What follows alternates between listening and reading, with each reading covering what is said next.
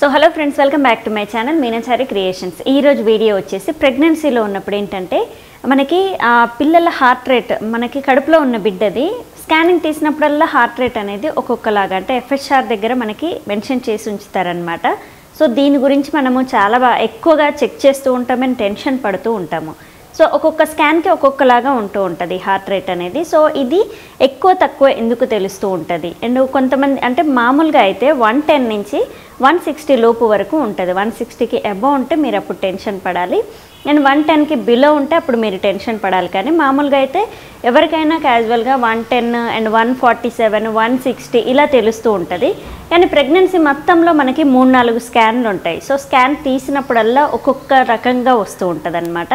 So ఈ heart rate అనేది up and downs ఎందుకు అవుతూ ఉంటుంది, స్కాన్ తీసినప్పుడు ఒక్కొక్కలాగా ఎందుకు తెలుస్తూ ఉంటుంది, అండ్ దీన్ని బట్టి జెండర్ తెలుసుకోవచ్చు అని కూడా చాలా చెక్కింగ్స్ అనేవి మనం చేస్తూ ఉంటాం అనమాట. ఈవెన్ నేను కూడా చెక్ చేసేదాన్ని.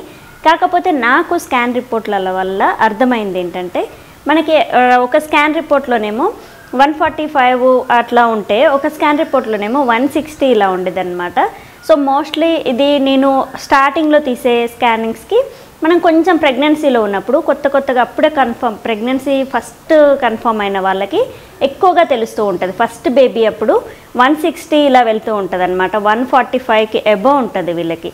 సో ఎందుకంటే స్కానింగ్ సెంటర్లోకి వెళ్ళగానే అక్కడ చూసి ఇంకా మనం స్కానింగ్ తీసేటప్పుడు కూడా టెన్షన్ పడుతూ ఉంటాము. సో అక్కడ స్కానింగ్ అనేది మనకి కొత్త కాబట్టి కొంచెం టెన్షన్ పడుతూ ఉంటాం. సో అలాంటి టైంలో మన హార్ట్ రేట్ అనేది ఎక్కువగా కొట్టుకుంటూ ఉంటుంది. మనం టెన్షన్ పడేసరికి లోపల ఉన్న heart rate, baby heart rate కూడా ఎక్కువగా తెలుస్తూ ఉంటుంది. సో ఇదే రీజన్ అనమాట. ఒక్కొక్కసారి ఒక్కొక్కలాగా ఎందుకు తెలుస్తూ ఉంటుందంటే, ఫస్ట్ తీసిన స్కాన్కి ఎవరికైనా ఎక్కువగా తెలుస్తూ ఉంటుంది, తర్వాత తగ్గుతూ ఉంటుంది.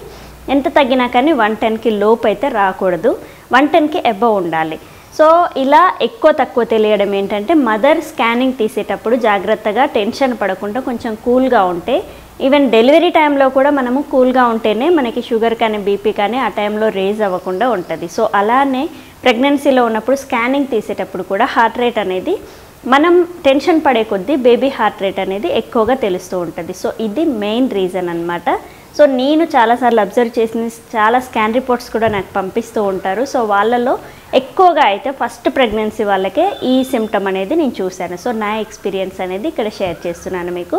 సో ఖచ్చితంగా మీరు ఎప్పుడైనా చూడండి, మీరు టెన్షన్ పడకుండా ఒక్కసారి స్కాన్ తీసుకొని చూడండి, ఏమవుతుందో ఏంటో, బేబీ అవయవాలు ఎలా ఉంటాయో, ఎలా ఉందో ఆ రిపోర్ట్ వచ్చిందాక మనం గాబరా పడుతూ ఉంటాము. సో ఇలాంటి టెన్షన్ పడకుండా కొంచెం కూల్గా మీరు స్కానింగ్ తీయించుకుంటే మాత్రం హార్ట్ రేట్ అనేది ఎక్కువగా తెలియదు అండ్ తక్కువగా కూడా తెలియదు. మినిమం 140 ఇలా పర్ మినిట్కి ఇలా కొట్టుకుంటూ ఉంటుంది అనమాట. సో నార్మల్గా అయితే 110 నుంచి 160 వరకు నార్మలే. కానీ ఎక్కువగా నేను చూసేది ఏంటంటే 140, 150 ఈ మధ్యలో అయితే ఉంటుంది చాలామందికి. సో ఖచ్చితంగా ఇలానే ఉండొచ్చు మీకు కూడా, కానీ అప్పుడప్పుడు తీసిన స్కాన్ కల్లా మారుతూ ఉంటుంది. ఎందుకంటే ఇదే మెయిన్ రీజన్. సో ఇక నుంచి మీరు స్కాన్ తీసేటప్పుడు టెన్షన్ పడకుండా ఉంటారనేసి ఈరోజు ఈ వీడియో షేర్ చేస్తున్నాను.